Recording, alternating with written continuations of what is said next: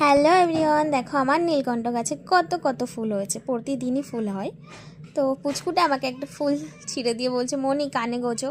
তা আমিও কানে গোজে নিলাম, কেমন লাগছে জানিও।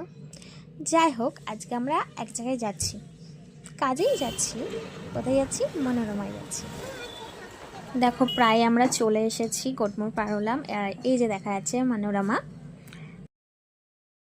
এই যে চলে আসলাম মনোরমার সামনে। এবার নেমে পড়বো টোটো থেকে। যাই হোক, ভেতরে ঢোকার আগে জুতোগুলো খুলে রাখলাম।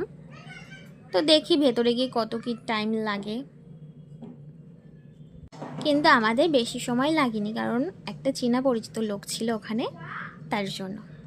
কিন্তু পুচকুটা একটু টেনশন করছিল, দেখো ওর মুখটা।